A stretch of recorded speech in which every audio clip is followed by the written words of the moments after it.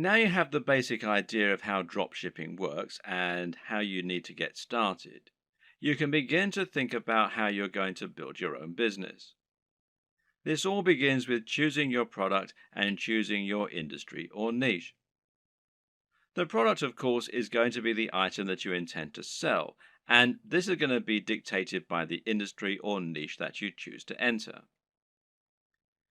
An industry or niche is the subject matter that you intend to write on and the industry that you want to operate your business in. This is important. The choice is going to impact on everything from the price of your products to the type of person you'll be selling to the type of businesses you'll be working with. The reason we call it a niche, or niche as some people pronounce it, when talking about an online business, is that a niche is a particular category. This is not only your subject matter, but also the type of person who is going to be reading your content. It's very important that you choose this correctly because the niche will affect the size of your potential audience. When you choose a subject matter, you want it to be one with niche appeal. This means it's aimed at a particular type of person who is specifically interested in that type of thing. An example of a niche might be knitting. Now, if you have a blog about knitting and you sell knitting paraphernalia, only people who are interested in knitting are going to read your blog and buy from you. This way, you've cut out a niche for yourself rather than trying to appeal to everyone. That in turn means that you have drastically reduced the amount of competition you're facing. Now you don't need to compete with the biggest companies on the net, and you'll find that paying for things like AdWords advertising is considerably more affordable than it would be for a more general topic. Likewise, getting to the top of Google for relevant keywords like buy knitting gear online is going to be far easier than trying to get a general e-commerce keyword like shop online. The latter will put you up against mega companies like Amazon and pretty much every other online business on the net. But the problem with choosing a niche topic is that sometimes it can be too narrow, to the point where no one is interested in buying from you. If your niche is puppies with 3 legs, then you're going to have a very small number of amputee puppy owners who can buy from you. You'll find it relatively easy to dominate the search engines and to be the number one supplier of products in that area.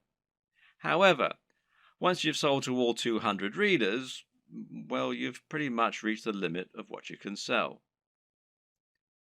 On the other hand, a niche like fitness may be considered too broad. Buy fitness clothes online is a hugely popular search term that companies like Sports Direct, Sweaty Betty, and Mountain Warehouse dominate. Even ranking for search terms like how to build muscle is going to be very difficult. The perfect niche or industry is one with a broad appeal, but which still gives you a unique twist. This way, you'll be able to appeal to a lot of people, but you'll also be able to avoid directly competing with the biggest competitors. This will also give you a better route to market, which is a term that describes any direct access you might have to your target audience. An example of a route to market would be a forum dedicated to the subject matter you're writing about, or an industry magazine. With all this in mind, how do you find the perfect niche for you? Well, there are a few things to consider. Now, a lot of people watching this are going to already have a blog or a website. In that case, the best niche is obviously going to be the one that you're already in. All you need to do is simply pick a product that your current readership will enjoy. You should already have their trust, so all that's left to do is to offer them products and explain how and why they can benefit from them. Then there's an area you're already interested in. This will often align with the last point, but you should always pick a niche that you find personally interesting. This makes a gigantic difference to the quality of the content you put out, to your ability to pick the best products, and more. Remember, as a blog owner, you're going to be required to write thousands of lines of content on this subject in order to demonstrate your expertise and to gain the trust of your voters. If you don't know anything about the niche, this is going to come across in your writing and you're going to find it a very dull job. On the other hand, if you have a legitimate love of the niche you're writing in, you'll find it no chore at all to write all that content, and you'll find it much easier to wow your readers with what you know. What's more, you'll have a better idea of how to pick a truly great product that will stand out and attract your audience. You'll have your finger on the pulse. There are also niches where you have an upper hand.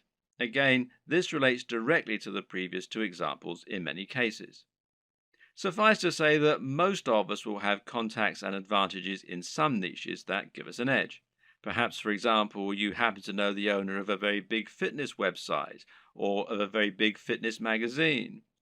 Knowing this person will thereby make it much easier for you to get a cheaper advert or maybe even an article inside the magazine. Now you can reach out to that audience directly and hopefully sell more product. Have a long think about your list of contacts and friends, and then consider finding a product that will let you make the most of those advantages.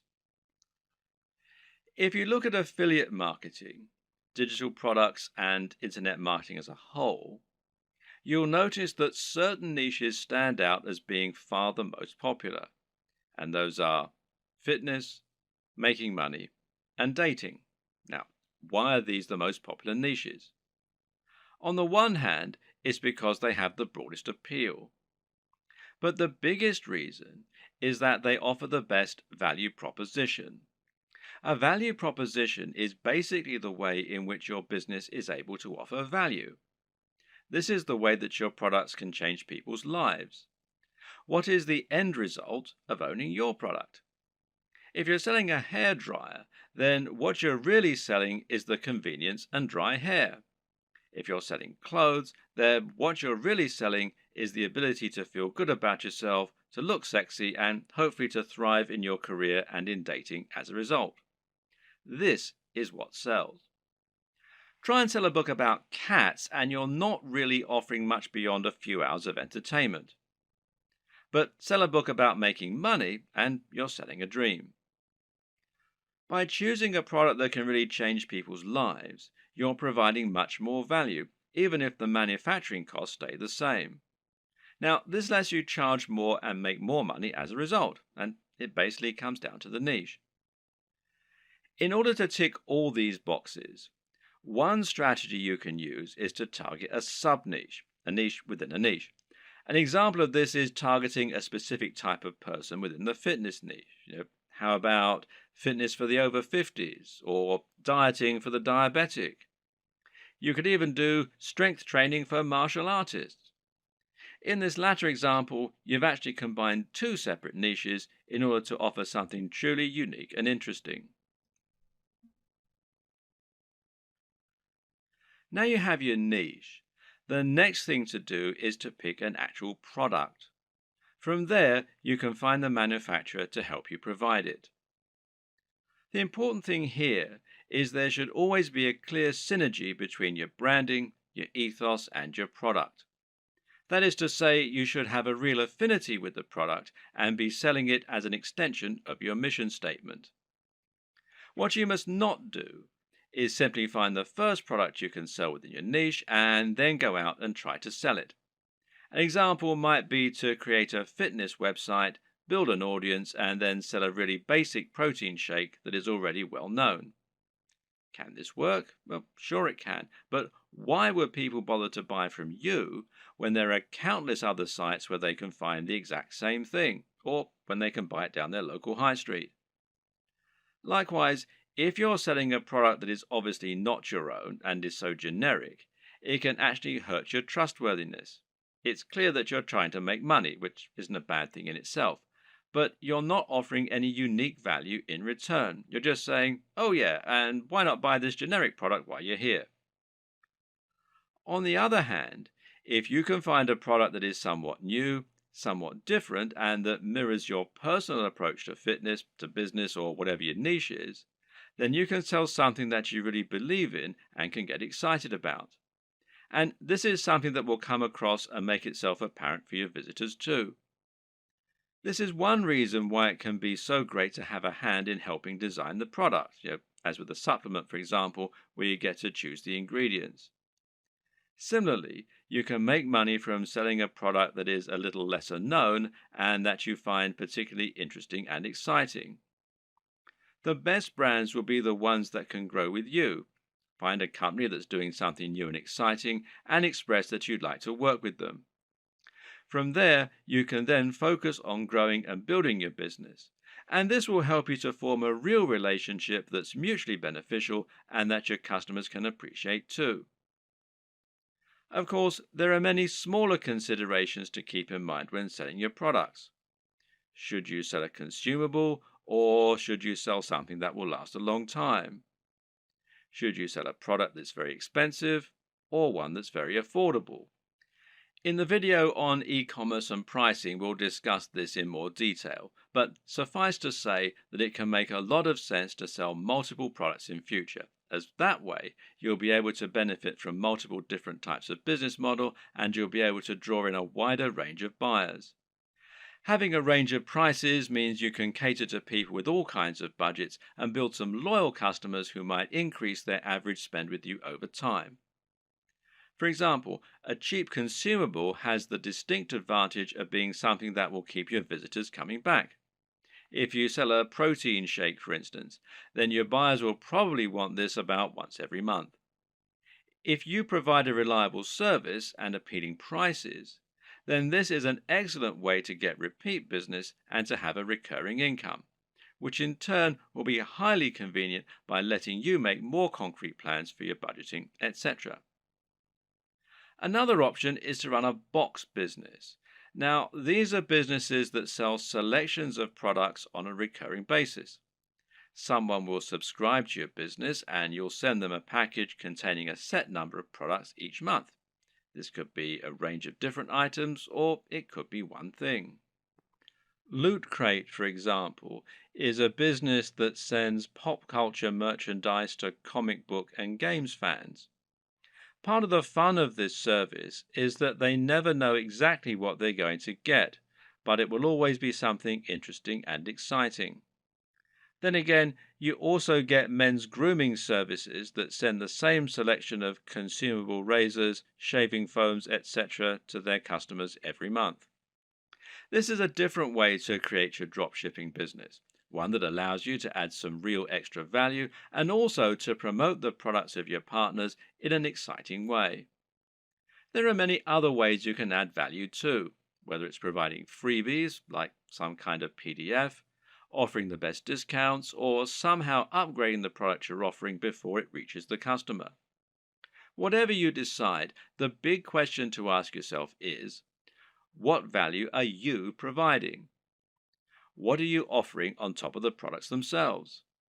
How are you providing value not only for the customers but also for the suppliers?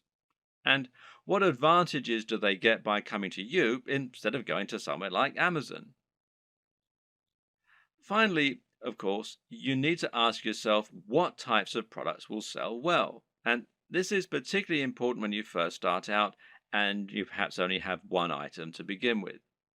If you're going to begin your store with just one item, then it's highly important that this one item be something that will sell well and get your business off to the best start.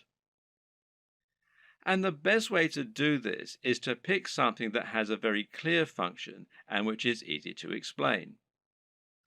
Solve the problem that your visitors have. What do people in this niche need? And how can you solve that issue for them? If you can answer this, you should have no problem selling your first item as long as it's well made and as long as you're persuasive enough to make it sound amazing. If you already have a website and an audience, then you can skip this video. Otherwise, it's crucial that you keep watching in order to ensure that your brand is aligned with your business model and the product you're selling. A good place to start is by asking what exactly a brand is. A brand is much more than a logo. Rather, it's an ethos, a mission statement, and an approach to business. The logo simply tells people that the product or service they're receiving adheres to the same standards as whatever else they've used from you in the past. You start your brand by choosing why you do whatever it is you do. Why should people care about your business? How are you different from other companies offering the same thing? How do you want the world to change as a result of your business being a part of it? This is what allows a company like Apple to capture the imaginations of billions of people and to create such loyal customers. Apple isn't just about selling hardware. It's about selling beautiful hardware that feels personal and that is aimed very much at creative, rule breaking individuals as opposed to big businesses. When the first Apple computers were released, the only real competition was IBM, and by taking this stance, Apple was able to differentiate itself a lot and get a lot of excited followers as a result. The same goes for many businesses that are setting out to create a greener planet. These companies are doing something more than just making money, and their fans love them for it. This is enough to make people choose their products instead of the same products offered by another business. And this ethos means that people know instantly that the service is aimed at people like them. So ask yourself what the driving motivation behind your business is. You're a fitness company. Okay, but what is it that you really believe in? Why is fitness important to you and your customers? Do you think that people are happier when they're well? Do you want to help the average person to have a more fulfilled life thanks to a healthy lifestyle and diet? Or do you love the idea of becoming more powerful? Are you all about building strength and speed and challenging the limits of human potential? These two companies might sell the exact same product, but the way they go about it is completely different.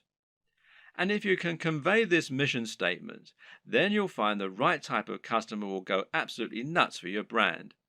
That's the kind of customer whose vision is aligned with yours. Now, don't try and appeal to everyone because that will never work. Instead, try to appeal more to the right kind of person. One way to do this is through your logo and your web design. The objective of a great logo is to communicate what your business is all about. You're trying to tell people what you sell and why you sell it as soon as they look at your business. So, say your company was all about health and natural products.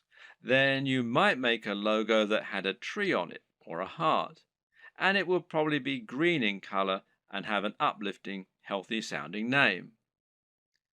Conversely, if your business is all about punishing workouts in the gym, then your logo might include a picture of a dumbbell or a barbell and have the word iron in it somewhere.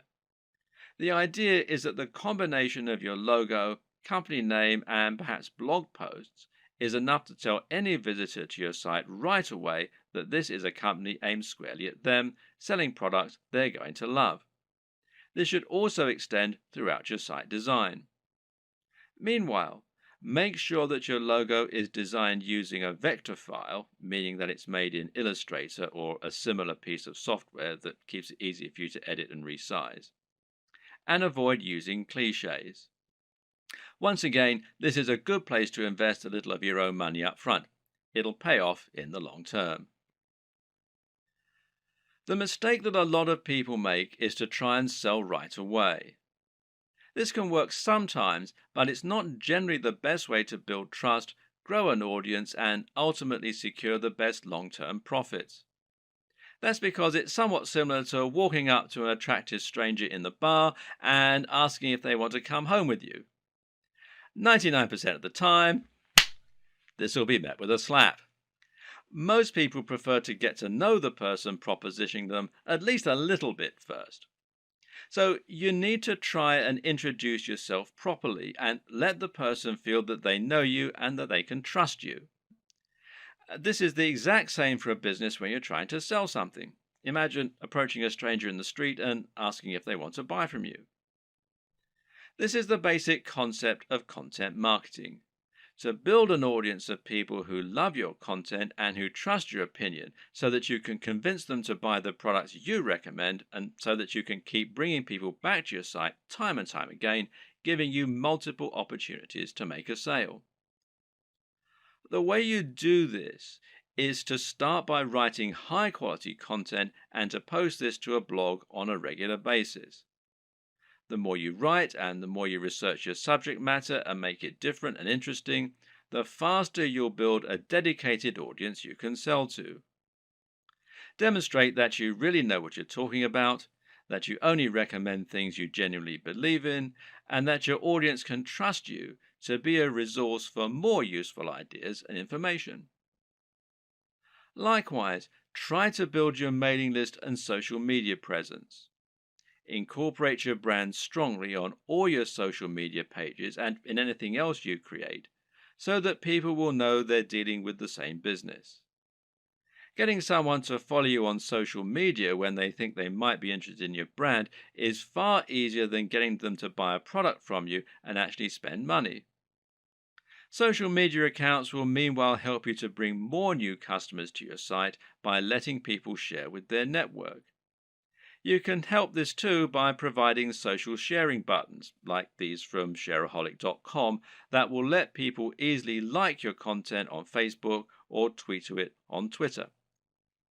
Once you have generated a big audience of people regularly coming to your site, you should start thinking about introducing products to your page.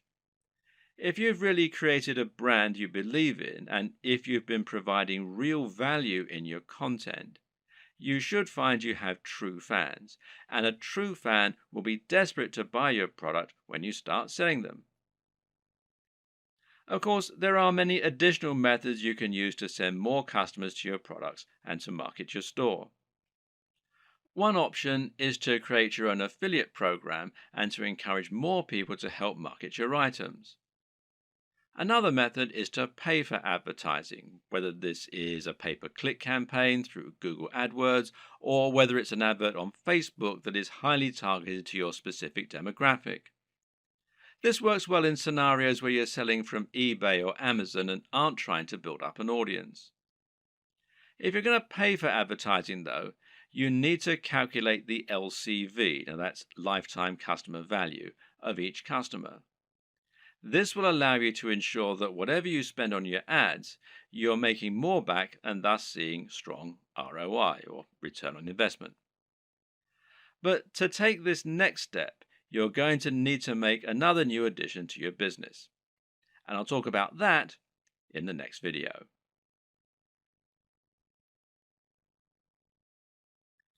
Once you've chosen your products and niche and built an audience, the next step is to create your own e-commerce store. This is an online storefront where you can show your different items and encourage sales. Being successful here is not just a matter of choosing the right design to begin with, but also thinking about how you're going to arrange and price your items to help them move. This ultimately comes down to a lot of psychology. When it comes to e-commerce website design, there is a single overriding goal which isn't always true of a regular site design. Of course, that objective is always to try and increase sales and increase profits, and this is probably actually more important. You'll also want it to look attractive, to be functional and easy to use, and to represent your brand in the right manner. But this is really just in service of creating a web design that helps you to make more sales. This means every single element in your site design should be encouraging more sales and pointing users in that direction. The old adage here is that good design should communicate and not decorate. If an element of your design isn't somehow getting people to keep browsing your store or to click on the buy button, then it has no place in your design. If you use the right development company or a good e-commerce builder or template, you should find the experience and expertise of the professionals informs their decisions and results in the best possible turnover and profits for you. In this regard, it's always worth spending a little more on a professional theme or on a proper development company. Unless you're a professional designer yourself, you won't be able to compete with an entire organization made up of experts who have the very best tools and the most experience.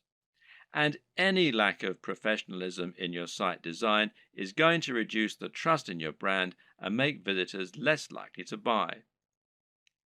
An e commerce store, more than any other design, needs to look professional and have a sense of polish and sheen. The easiest way for most digital marketers to create their own e commerce store will usually be to use a WordPress theme like WooCommerce. Now, WooCommerce is a theme and plugin combination that will transform an entire WordPress site into an online store. And this makes managing your store just as easy as managing any WordPress website. You can still get a professional design for your site, meanwhile, by hiring a professional designer to create your theme for you, or by buying one that you really like the looks of and you think will fit your brand. Now, you can download the free version of WooCommerce, the WooCommerce plugin, that is, from within the WordPress dashboard, or you can buy the paid for version and you can buy the themes from woocommerce.com. There are other options too. For example, Shopify gives you a hosted e commerce platform. And this means that the site will be located off your server, just like a profile on Facebook, for example. You then send your customers to that page where they can shop through your multiple products. And this can help make things a little easier and simpler to run. But it does ultimately mean that you lose a little of the freedom and flexibility that comes, with terms of your website design and how it all looks and how it all works, etc.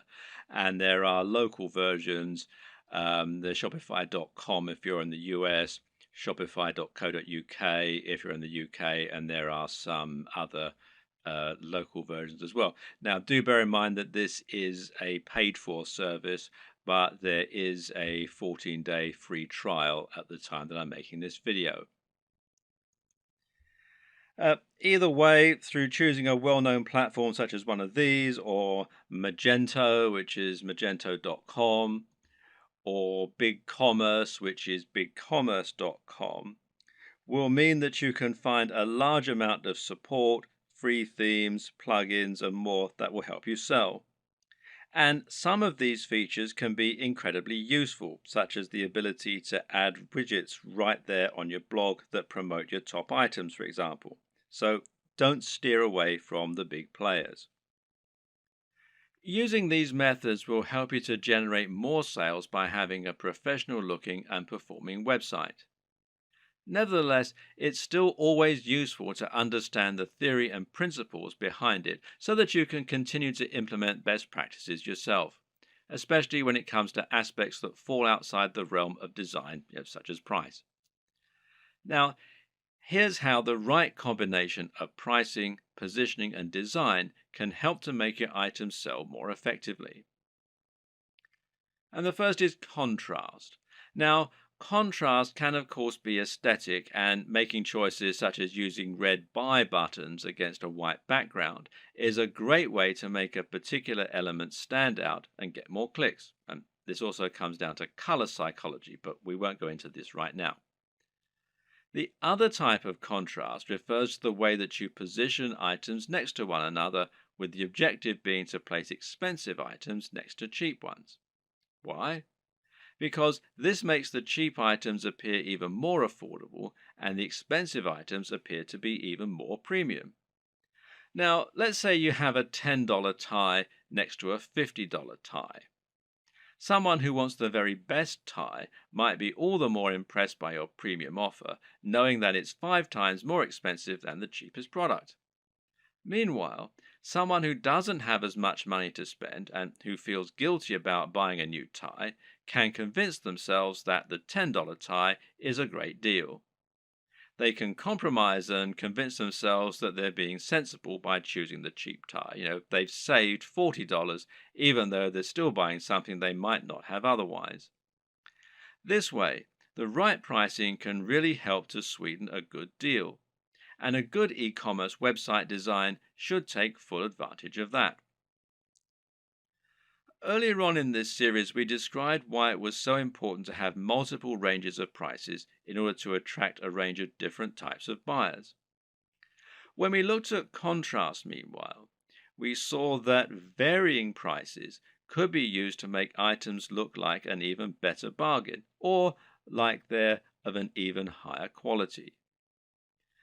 But another very important reason to have cheaper items as well as more expensive ones is that it can be a great way to build trust. If someone has never bought from you before, they might feel concerned that the products won't arrive or they won't be as advertised. Even if they read your content and like it, they've no guarantee that what you're selling is going to be high quality or that the site will be secure from data leaks. Thus, they aren't going to want to spend $1,000 the first time they ever do business with you. But if you have an item that costs $5 and it's a product people will know, then someone might make that purchase because it's a small risk to take. Now you can demonstrate the quality of your service and save their details, making it much easier to sell bigger items in future. Another tip is to think about your top sellers and your smallest sellers and use this to inform the design of your store. Now, this is something that physical stores do a lot. They'll place their biggest drawers right at the back of the store. This way, people will come in to buy the thing they want, but to get there, they'll have to pass through all of the smaller items that you're also selling along the way, and hopefully they might buy something. Meanwhile, if you have items that aren't selling at all, then you can find inventive ways to make the most of it. Packing it in as a free incentive, for example, or selling it at a very discounted rate, is a way to bring more people to your online store. This is less important for a dropshipping business model, of course, though, as there's no downside to being left with excess stock. What's important to consider when looking at an e-commerce website design is that in order to make a sale, you'll have to overcome certain psychological barriers. This is actually often the most important step in making a sale. These psychological barriers include such things as customers not wanting to spend any money and not being bothered to go through the process of checking out. Good e-commerce website development should take this into account first and foremost by making it as easy as possible for your customers to make purchases. This is why Amazon's buy with one click feature is so instrumental to their success. At the same time, webmasters need to make the most of customers who have already overcome some of these barriers. So, when a customer commits to buy any item on your site, they will instantly become much more susceptible to increasing their order. Why? Because they've already decided to make a purchase. This is why physical retailers use POS, this is point of sale displays, that sell extra items while customers are in the queue. It's so easy for them to add extra things to their basket that it would be foolish to miss this opportunity. E-commerce sites can do the exact same thing by making it easy to add extra purchases at the checkout. Similarly is upselling, where you give your buyers the opportunity to upgrade their order once they're already buying. Once they've committed to buy, tell them how for just $10 more they could have the very best service or product instead of the cheaper but ultimately inferior option they're currently buying. It's the smart decision after all. Sometimes a buyer will want some of your items but not all of them. Other times, they'll want to combine multiple items but won't want to pay extra for shipping or to pay full price when they're essentially buying in bulk. Thus, letting your customers combine their items into a single large order can often encourage more sales, and it's known as bundling. What's great about bundling is that it can also be used to sell additional items that they perhaps wouldn't otherwise have bought. Adding extra items to bundled packages is also a great way to shift unsold stock.